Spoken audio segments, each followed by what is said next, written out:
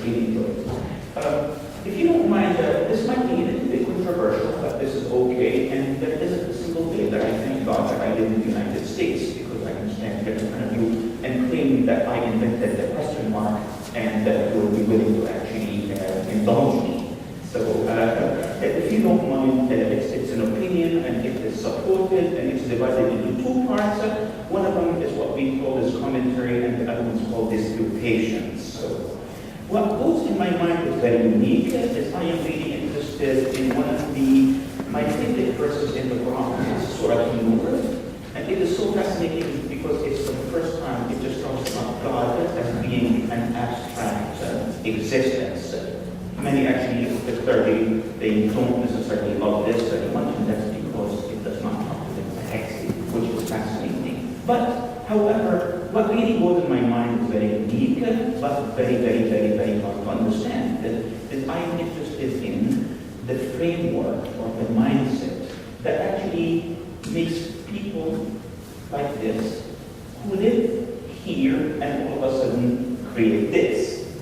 To me, it's really very fascinating, and that happens in a very short period of time. So, please indulge me. Very good question. The issues of denotation, as I said, I'm going to be reading and I'll make some commentary and then we'll just talk about it at the end. The issues of denotation and beauty in Islamic art and architecture were historically marginalized until recently with the advent of non-biased scholarship in that area. For the longest time, actually, Islamic architecture was referred to in the Bible of architecture, which is Bannas architecture, as being Saracenic. But if you actually grab a copy right now, they took that out. All of a sudden, it says Islamic architecture. But I have a copy in one of the earlier copies, and it's being mentioned as being Saracenic. And Saracen is not necessarily a good word to describe people who came from that part of the world. So even though, and for the longest time too, for the NAB, whenever they come to accredit our architecture programs, is they would actually consider my course, which I offer at Oklahoma State University, as being non-Western. And it's like, what are you talking about? It really follows Christianity, Judaism, and Islam. It's monotheistic, and actually it's very, very Western. So that's very debatable. It's very fascinating.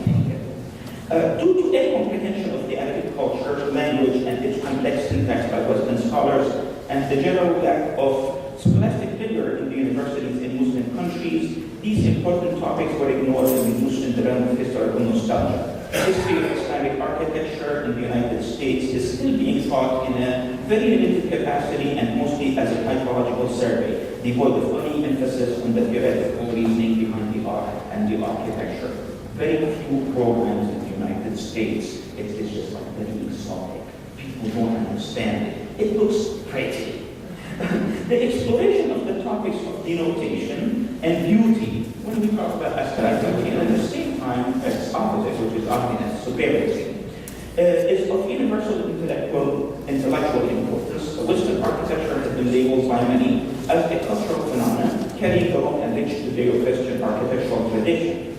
This classification, in my opinion, is inaccurate at best and should include Islamic architecture as one of the three major architectural influences on Western architecture. The three major monotheistic religions are fundamentally related to each other, intertwined, and their epochal interconnection occurred during the rule of Spain by the Muslims between the 8th and the 15th centuries. Recent scholarship indicates that Spain at that time became the melting pot for the three religions and the center for intellectual curiosity and knowledge in Europe and the Muslim world. While Islam and its rather strict doctrine put an end to anthropomorphic representation, and that is very debatable, and I hope to be able to discuss that in the next symposium, that would be good. What happens is that writing came forth to occupy the background and became highly developed as a complex modus for the transmission and communication of ideas. It's really an oral culture. They talk, they memorize, they really do not write. And while there is hardly any technical or artistic drawings that depict space, Arabic text was very capable of describing space and its qualities. And if you notice, I talk about Arabic, but however, it is actually Arabic or Farsi. But I think to write more about the Arabic, and that's because the Quran was written in Arabic. So all of a sudden, and for bizarre reasons, Arabs think that they are very lucky because the Prophet is Arab. So he must be very special, I don't believe in that. And I assure you, I am an example because my mother is Persian and my father is an Egyptian. So I study both, and I feel actually latch at both and still get away with it. Arabic calligraphy was an obvious target for scholars to label the classical Roman text of the Arabs as the premier cultural expression of artistic beauty. However, the beauty of the Arabic calligraphy, according to native speakers, is based on two independent variables. The first is the sinuous geometrical shape of the composition itself, and the second is the syntactic meaning of the image itself, albeit a word, a sentence, or a paragraph. It's really fascinating, and that's because whenever I show this to a person who's really not familiar, the first thing that comes from their mind is usually, oh, this is so beautiful. However, well, it's a beautiful lady because of the proportions, the sinuous lines, the composition, oh, fantastic. But however, you really don't understand what it means. And for actually a native speaker, the meaning syntactically means within the overall scheme of things is actually more important than the calligraphic rules themselves. Recent philosophical writings about the relationship between the text and the truthfulness of the author, as the work of Jacques Derrida, of course, and he comes from Algeria, easily enough. What happens is the Arabic language of the Quran, the language of Islam, became richer and ultimately more complex to understand, unless the reader is well versed in the syntactic structure of the language and the taxonomic associated with the text and the author. So recent philosophical writings about the relationship between the text and the truthfulness of the art of the author, as in the work of Jacques Derrida, discuss the reader's inability to extract the truth from the text by suppressing the destructive effects of the language itself. According to Jacques Derrida, just reading the text is really not enough. And I tend to agree with him. You cannot just read about it. In order to extract the meaning within the text, one must perform a critical reading which skillfully unpicks the elements of metaphor and other figurative devices. What I am trying to say is that basically, just because you can also read about it, unless you are well versed into the language, into the culture itself, and familiar with the person that might have written this particular text, it would be very hard for you to extract the meaning. So that's very, very important. The topics of denotation, meaning, and beauty in Islamic architecture are enigmatic, of course. Generally speaking, meaning is prescribed by Muslim Orthodox clergy as the notion of creativity is firstly a divine attribute. What happens is that it is very rare that you will find a piece of art or a piece of architecture that is actually before the 1500 that is labeled with the name of the artist. And that's because creation is godly and very divine. How dare you? You create, nobody creates. The only person who creates is God. So where are you going to get your answers? It's really very fascinating. While there is ample research documenting the factual data of the Islamic structures, however, there is very little information about the roots or the concepts contained within the architectural work or architectural treatment itself.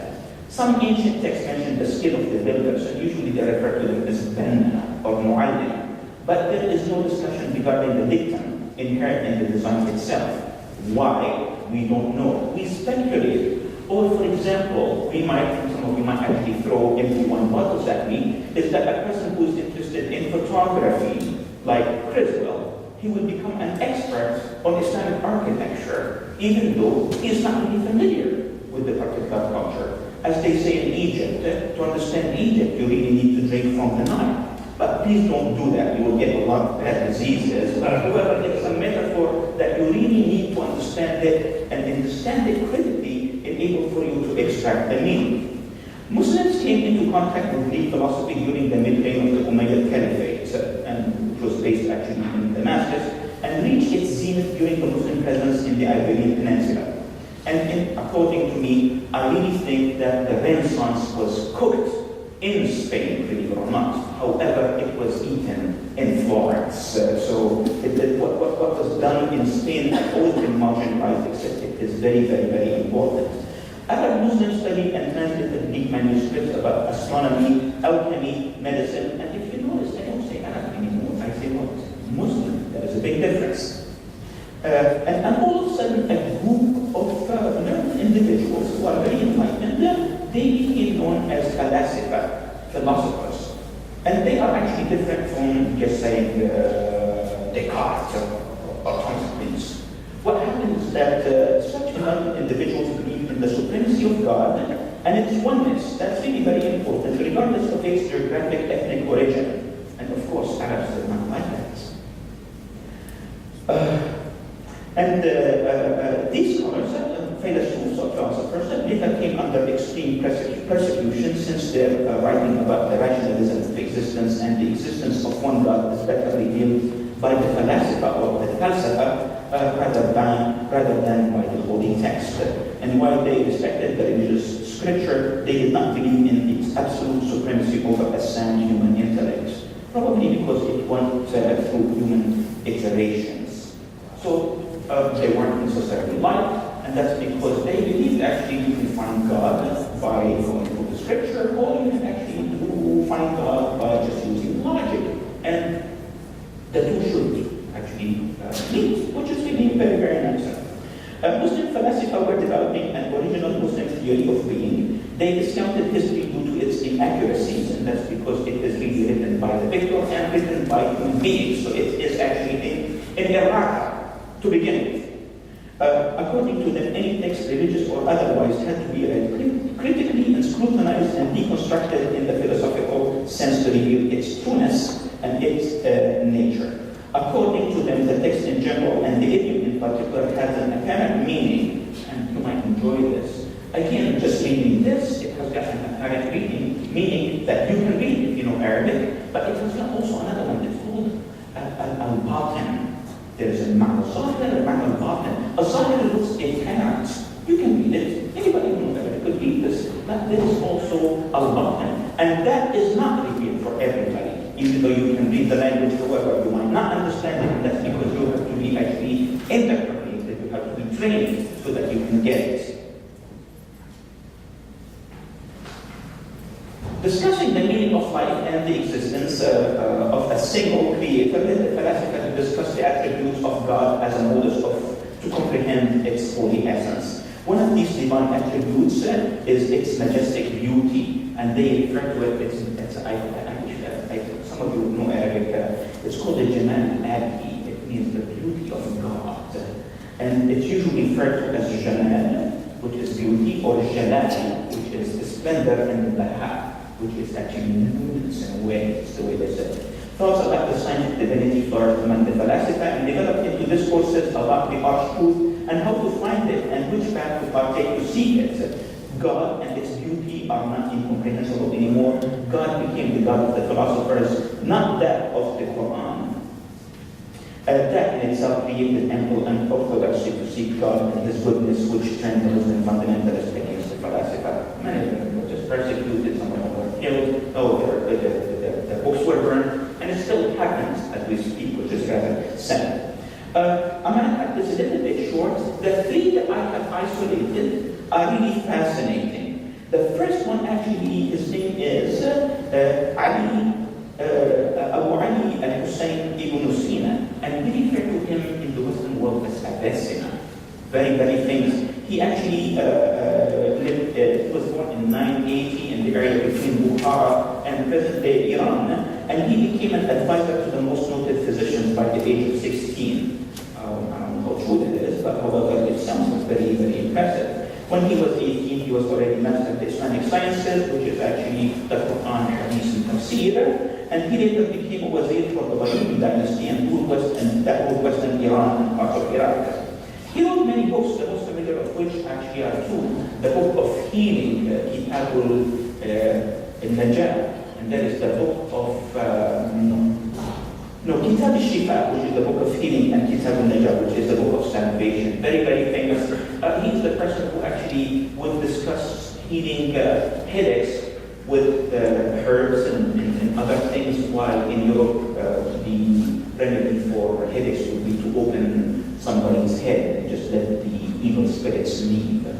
Ibn Sina, or Avicenna, he lived when the Abbasid Caliphate was in decline, and he realized that the Muslim faith is stagnant at that time, and needed to adapt to new changing conditions within the Islamic Empire. And while being influenced by the writings of Aristotle and Farabi, Ibn Sina, he opted for a Neoplatonic view of the world and the divine. He wrote about God having the ultimate beauty and perfection, and that this beauty is in constant state of emanation. Fantastic. Please feel free to read this, and you can quote me on that. You only a quarter will do this. It's the theory of emanation. He said actually God emanates beauty. Everywhere. He called it actually a nur ilahi. And what he actually, which is like a divine light, and that particular light is called a Nuriya, which is actually light, like energy of sorts. And this condition, this light beauty interacts differently with the different earthly conditions at different locations, affecting different individuals.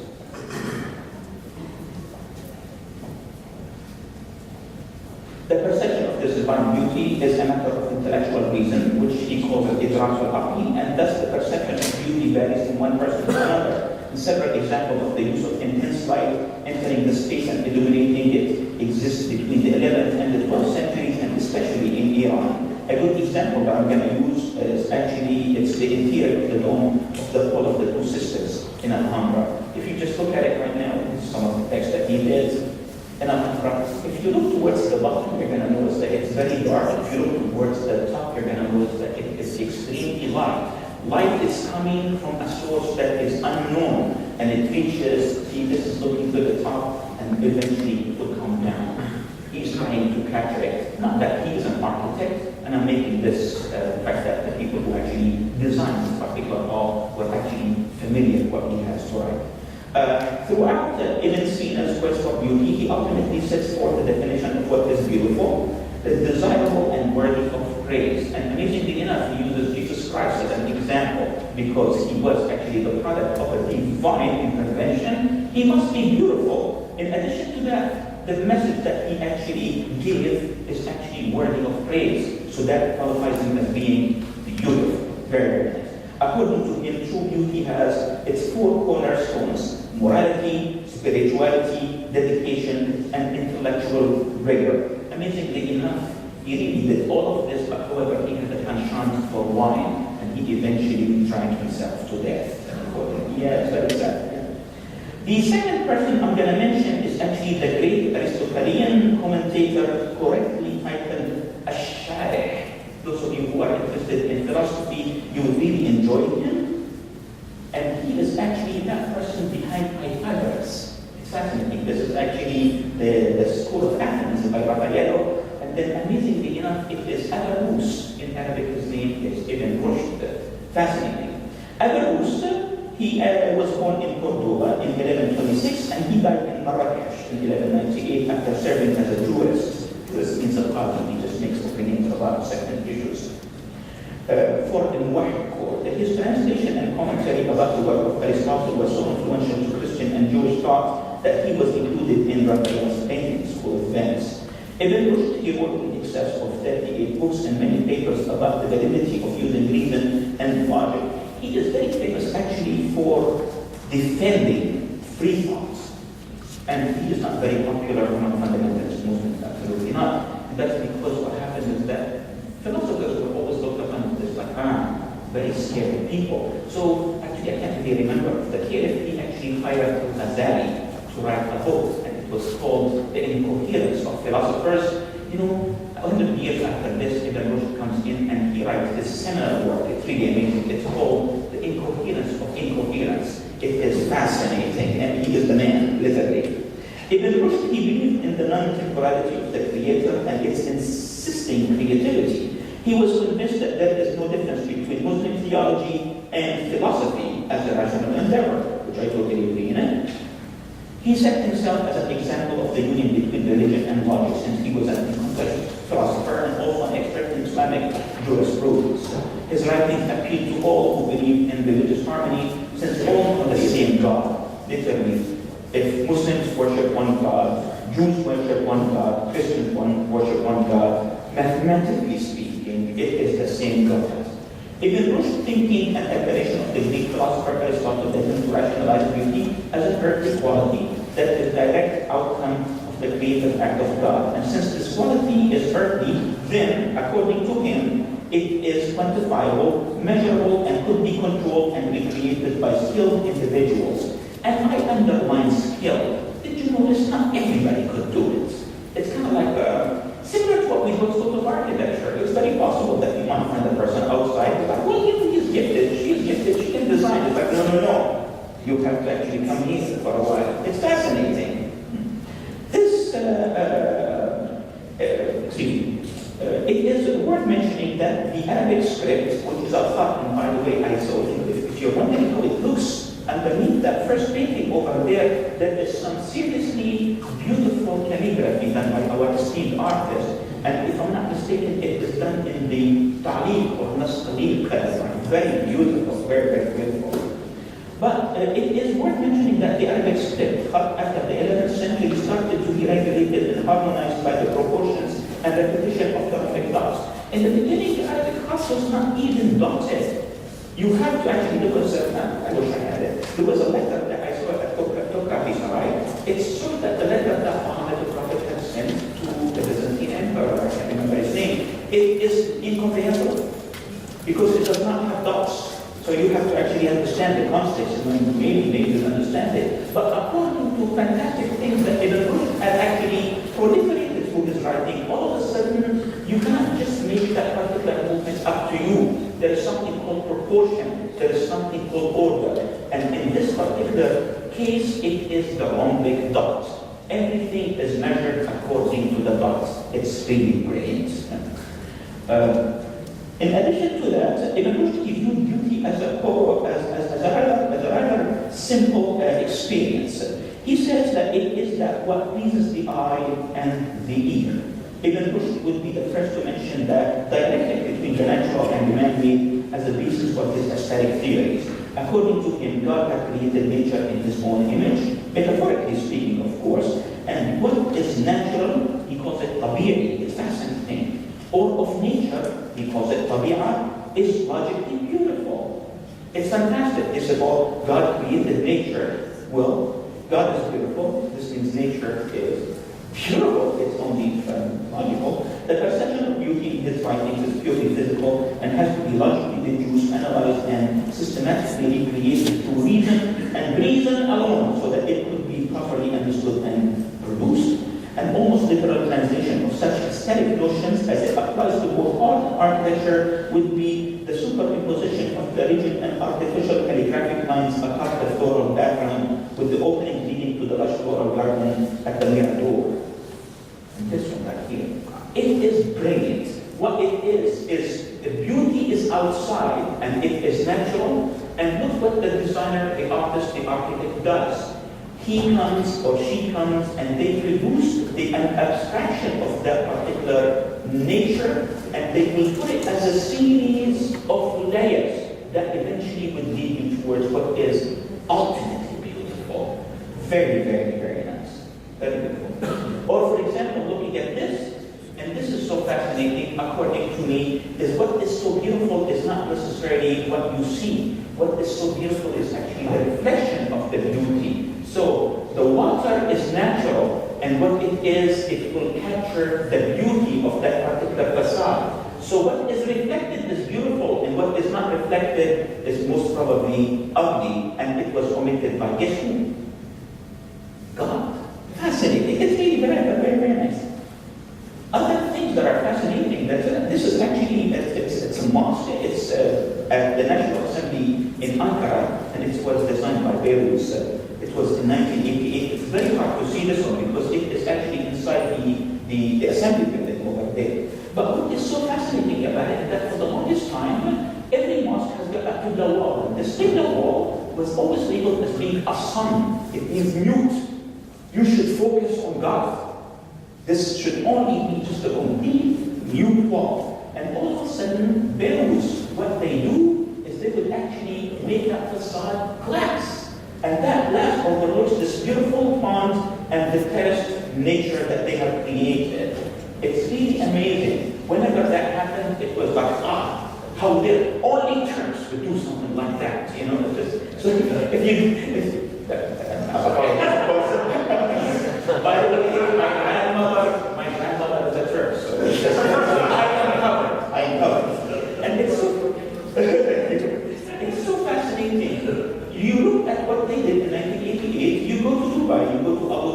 you would see what is claimed as the biggest mosque in the world. It is Sheikh Zayed. Of course, I believe it was designed by a monkey, but amazingly enough, all of a sudden, the whole facade is completely blank.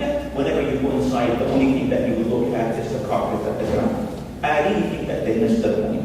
The third person I'm going to mention is Ibn Arabi. Not to be confused with Ibn Arabi. It's fascinating. Please allow me to explain. He was actually, his name is actually Muhammad Ibn Arabi, also known in reverence as the Shaykh al-Akbar. Like, I would love to be called Shaykh al-Akbar. It's like the greatest master. It's very nice. Ibn Arabi, he was born in 1165 in Murcia in Spain, and his father was a friend of Ibn Rushd. See, they are connected. Avicenna first, Ibn Rushd second, Averroes, and then all of a sudden we got Ibn Arabi. At the age of 30, he left Spain for Mecca to perform the Hajj, and then he came back, and all of a sudden he's got about in excess of 40 gigantic books. He called them the Meccan Revelations, Al-Futuhat al-Makkiyya. It's so fascinating. He believed he met God on the way. Of course, immediately he is Sadiq. He needs to be shot. Not shot at that time, killed with a sword. Al-Shaykh al-Akbar, he admired Ibn Sina, Avicenna's emanation theory outlook. Although spiritual, it did not offer a comprehensive spiritual order, and he thought that Ibn Rushd, Averroes, his philosophy is so deeply rooted in logic and reason that it almost failed to acknowledge the mystery. He called it as-sir al-maknoon. Not everything should be understood. Certain things are godly, and you would leave it for God. Why should you even dare? Oh dear, who are you to try to understand everything? Really fascinating. Ibn al-Arabi opted for a deeper acceptance of the cosmic mysteries and the veiled nature of God, while rationalizing the divine reflections, the physical phenomena. According to him, reasoning and existence and ontology of the God would overly humanize the Creator. He didn't think that you should understand it, because all of a sudden, you actually brought it to your realm, which is really bad. And please excuse me for saying this. I have sometimes, I'm married to an American, so I'm covered too, and she's a Christian. So it's really, I listen in church talking about God, and God, He loves you, which is actually a human trait, and God is everywhere, and so on and so forth. And He is the Son of God, and this is just a little bit incomprehensible, and that's because all of a sudden you have made God into a human. And human, they are born, and ultimately they will die. So that does not really make sense. I try to have these arguments with Suzanne. I never win. She says you'll never understand, and probably never will. If you don't mind, it says Ibn Arabi, his writings emphasize three important notions. The first involves the relationship between God, the universe, and humankind. While the other philosophers were distancing God, since He is greater and omnipotent, He is huge, Ibn Arabi, he rendered God as a multifaceted existence that started with the human being and ultimately reaching the universe and beyond. The second is a strong belief by Ibn Arabi that the world physically and metaphysically is ever changing. The human reality and the divine reality are not static nor dynamic, just in a state of flux. The third is why he acknowledges the three major monotheistic prophetic traditions. He opted for a self-disclosure of God, a personal relationship with the Creator that, if well nourished, did you notice? Not everybody could get it. You have to be nourished, probably by Him. You have to apprentice. You can't just walk and just get it. A personal relationship with the Creator that, if well nourished, it will eventually lead to an ultimate state of knowledge and wisdom which surpasses all earthly pleasures. I'm almost done. According to him, actually, a contemplative reading of the Quran by the initiated and trained reveals several notions that deal with the issue of beauty in general and the divine beauty in particular. The Quran actually contains many isharat. Isharat, it means that textual hints or indicators that need the learned. Not anybody could read it. Griswold, even though he can read Arabic, I don't think he will understand it. What happens is that some of these isharat are the verticality of God due to His throne being situated between the earth and the sky at the end of the seventh heaven. So vertical or normalcy is actually very important to him. There is also the human proportion. Ibn Arabi refers to the form about when the Prophet Muhammad mentioned that God created Adam in his own image, thus indicating that the human proportion is divine in origin and application, and that if applied to craft, then that craft will acquire the divine proportion itself. The examples that I'm showing you right here is the factual. If you notice that actually getting from one place to the other, darkness, lightness, going from a place that is comprehensible to a place that is incomprehensible is something that actually Ibn Arabi talks about. You don't have to understand the space. Sometimes you have just to take it as is. I'm almost done. This is, for example, this is Farsi, and actually it talks about some modulation that happens in music. And this one right here is using the regulating lines that Hasira that the Qudusiyya is talking about, just so that you can actually do the facade and of the arch. It's really fascinating. All of a sudden, the human proportion, anything that is actually proportion to human being, they are beautiful, and that's because God is beautiful. God created humans in His image. This means our proportions are very beautiful. I would like to end this by saying Islamic art and architecture was not entirely executed with that theoretical or aesthetic base. Islamic theology was the driving force behind the Muslim architectural and artistic aesthetic discourses. In addition to what is particular is the fact that it was driven by non-architects and not necessarily artists. Enlightened Muslim Falasifa were the champions of free thought and had influenced the architectural and artistic expression by including reason, mysticism, and a combination of both. It's really very fascinating is that I'm trying to make a point is that even though artists, we do art, architects, we actually live in design, but however, it is very possible that our source, Sharia, it's the water that feeds us, actually not necessarily comes from people who write about architecture or art. No, it is coming from books that talk about our relationship to nature and our relationship to God. And I'd like to end this with this particular image. This is Me'mar Sinan. And it says, on the Sulaimaniyya, if you look at the standard over there, you should be expecting a rosette possible, or maybe some kind of a floral, or maybe some kind of a geometrical pattern. Sinan, at the height of his career, he decides to give you a circle. And what does it mean? Well, it means where they want it to be, and you just walk out. It's really fascinating. So thank you so much for indulging.